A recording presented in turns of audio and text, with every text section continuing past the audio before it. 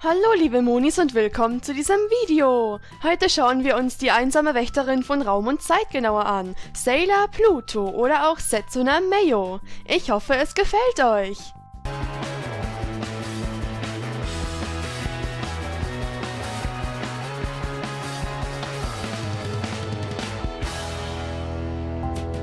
Setsuna Meio bedeutet dunkler König des Moments. Moment wegen Zeit ist schon klar, aber was ist das für ein dunkler König?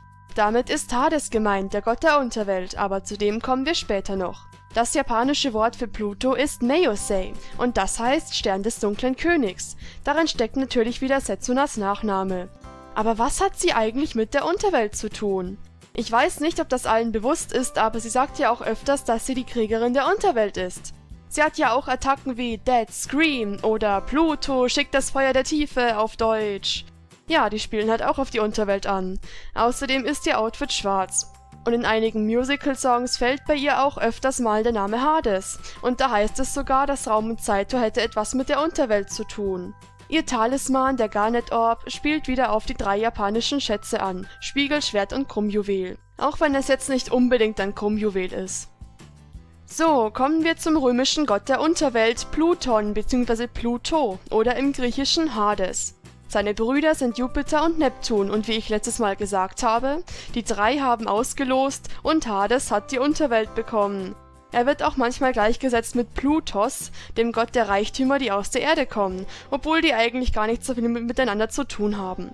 Plutos Vater ist Saturnus, oder wie er im Griechischen heißt, Kronos. Und nein, das ist eigentlich nicht der Gott der Zeit, von dem in der Serie manchmal gesprochen wird. Kronos mit K geschrieben ist nämlich ein Titan, aber zu dem kommen wir nächstes Mal bei Saturn genauer. Es gibt aber noch einen anderen Kronos, der mit CH geschrieben wird, und das ist der griechische Gott der Zeit. Die beiden werden oft verwechselt oder gleichgesetzt, obwohl sie eigentlich unterschiedliche Götter bzw. Titanen sind. Aber möglicherweise hat Naoko die beiden ja auch verwechselt und hat sich gedacht, oh, Plutos Vater ist der Gott der Zeit, ich gebe ihr Zeitkräfte. Allerdings war Pluto ja nicht sein einziges Kind. Aber ich könnte mir schon vorstellen, dass es so ähnlich gewesen sein könnte oder dass das auch irgendwie der Grund ist, warum halt eben Pluto als Kronos Tochter Zeitkräfte hat. Naja, dass Sailor Pluto Kronos Tochter ist, wird ja zum Beispiel erwähnt, als Chibiusa den Raumzeitschlüssel aktiviert. Sie hat ja auch eine Attacke namens Kronos Typhoon und in den Musicals spricht sie in ihrem Lied Forbidden Hades Kronos auch mehrmals an. Aber zurück zu Hades bzw. Pluton. Er hat einen Hadeshelm, der den Träger unsichtbar macht. Der Gott war ziemlich unbeliebt und auch ziemlich allein, ein bisschen wie Pluto, also die Einsamkeit meine ich, beliebt ist sie natürlich schon. Da Hades keine Frau gefunden hat, hat er einfach Persephone in die Unterwelt entführt.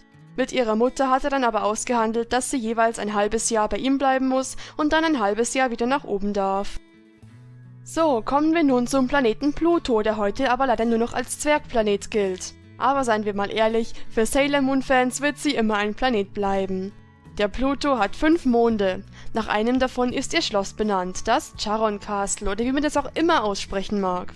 Plutos Symbol besteht aus P und L, was für den Entdecker des Planeten oder Zwergplaneten Percival Lowell steht. Nun zum Sternzeichenkram. Setsuna ist Skorpion, was in der Astrologie natürlich wieder zum Pluto gehört.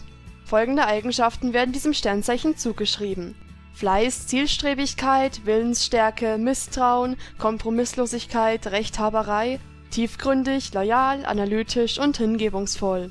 Naja, also dass sie zielstrebig ist, okay, und wie alle Outer-Senshi ist sie Fremden gegenüber eher misstrauisch. Dass sie loyal und hingebungsvoll ist, darüber müssen wir gar nicht reden. Rechthaberisch will ich aber eigentlich nicht sagen, es passt also so, naja. Die Blutgruppe ist passender. Menschen mit Blutgruppe A gelten als aufopfernde, bodenständige Personen, die zudem fleißig, kreativ und sensibel sein sollen, besonders sorgfältig und verantwortungsvoll sind. Sie sind freundlich, nehmen sich selbst zurück, um Konflikte zu vermeiden und arbeiten hart. Ja, ich denke, das passt sehr gut. Aufopfernd und verantwortungsvoll ist sie ja auf jeden Fall. Und kreativ ist sie auch, glaube ich, denn sie will ja Designerin werden. So, ich hoffe, ihr habt wieder etwas gelernt. Wenn ihr noch Fragen habt, fragt ruhig in den Kommentaren. Eine Senshi bleibt noch übrig, nämlich Sailor Saturn.